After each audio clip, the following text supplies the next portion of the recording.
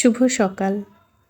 আজকে সকালবেলা আমি ঘুম থেকে উঠে দেখি দিদির পূজা দেওয়া কমপ্লিট। কারণ দিদি এত সকালে ঘুম থেকে উঠে কি বলবো। আর দিদির বাড়িতে তো দিদি আরও সকালে ঘুম থেকে উঠে। আমি বাবা অত সকালে ঘুম থেকে উঠতে পারি না। দিদি বোধহয় 4:30 5টার দিকে উঠে ঘুম থেকে। তো যাই হোক, এদিকে দেখো পূজা দেওয়া কমপ্লিট দিদির। আমি আসে ঠাকুরকে প্রণাম করে এখন রান্নাবাড়ি শুরু করব। আর সকালের খাওয়া দাওয়া কমপ্লিট।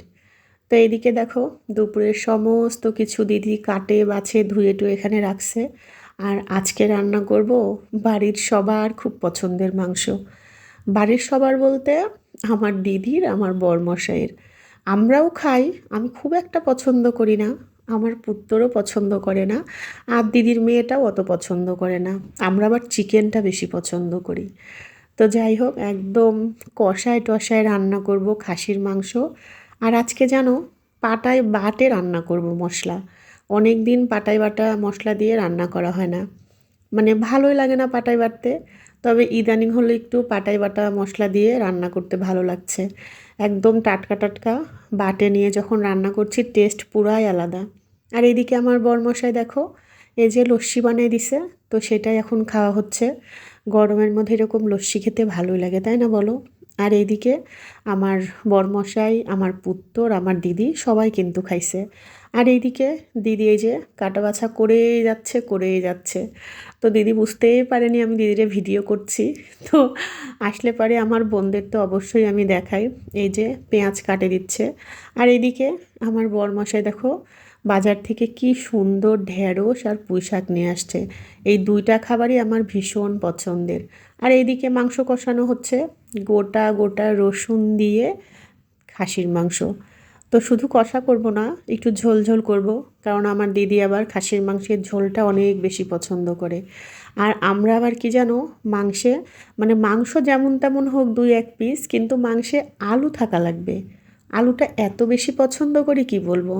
আর এই যে গোটা রসুন দেখাতে যে একটা রসুনও উঠাতে পারছি না, এই তো অবস্থা। গোটা রসুন আমরা মাংসে খুবই পছন্দ করি। আমি তো খাসি মুরগি যেটাই রান্না করি গোটা রসুন দিয়ে দিই। আমার বরমশাইও ভীষণ পছন্দ করে। আর মাংসটা কিন্তু খেতে ভীষণ ভীষণ ভালো হয়েছিল। আর ওই যে বললাম আমাদের এই বাড়ির আর আমার বোনেরা ভীষণ পছন্দ করে খাসির মাংস, শুধু আমি ছাড়া। আমি না পছন্দ করতাম আগে, বিয়ের আগে করতাম, বিয়ের পরে। কিন্তু আমার পুত্র হওয়ার পর থেকে মানে তারপর ওই যে খাওয়া বাদ দিছি, তারপর থেকে কেন জানি একদম ভালো লাগে না। তো আমার রান্না এদিকে কমপ্লিট। এই যে পুঁই শাকের চচ্চড়ি করছিলাম, এদিকে সালাদ আর সব সবজি দিয়ে তোমার পটল ডাঁটা আলু বেগুন একদম কুচি কুচি করে দিদি কাটে রাখছিল, সেটা পেঁয়াজ কাঁচামরিচ দিয়ে একদম শুকনা শুকনা চচ্চড়ি করছিলাম। এই চচ্চড়িটা যে কি ভালো লাগে খেতে কি বলবো। আর এই যে মেন আকর্ষণ খাসির মাংস, যেটা খুব খুব ভালো হয়েছিল খেতে। এই আর কি, দুপুরের এই তো রান্নাবাড়ি। মাংস হলে আর অত কিছু লাগে না। আর এইদিকে দেখো দিদি, দিদি কি আর বসে থাকে, দিদি এদিকে মাজা ঘষা করতে নিছে। আর জানো এই কাজটা কিন্তু আমি একদম পছন্দ করি না, এই বাসন মাজা, কিন্তু কি করব, করাই লাগে। তো আমার দিদি বলতেছে তোর কড়াই দেখ কানের দিকে কেমন কালো। আমার দিদির কড়াই জানো একদম সাদা ধবধবা, যেটা আমি পারি না। তবে আমার যেটুকু আমি পারি সেটুকু চেষ্টা করি পরিষ্কার রাখার। আমারও জানো কালো কড়াই একদম ভালো লাগে না, কেন জানি মনে হয় কি সাদা ঝকঝকা কড়াই রান্না করব ভালো লাগে। তবে আমি আমার দিদির মতো পারি না। তো দিদি বলতেছে কি দে আমি একটু মাঝে ঘষে পরিষ্কার করে দিই। তা বললাম দিদি থাক, তুই চলে যাবে নি আবার যে কাজ সেই হয়ে যাবে। তো আমারটাও অতটা কালো হয় না। তো এদিকে সন্ধ্যা হয়ে গেছে, সন্ধ্যা দিব দেখো। আজকের সন্ধ্যাটা রক্ত সন্ধ্যা, কি যে সুন্দর লাগছিল কি বলবো তোমাদের। এ পাশটাও আর আমাদের ওই পাশটাও এত এত ভালো লাগছিল। আমার পুত্র বলছিল মা একটু ছবি তুললে যা হতো। তো ও উপরে গেছে ছবি উঠাতে, আর আমি এদিকে ভিডিও করছি দেখো।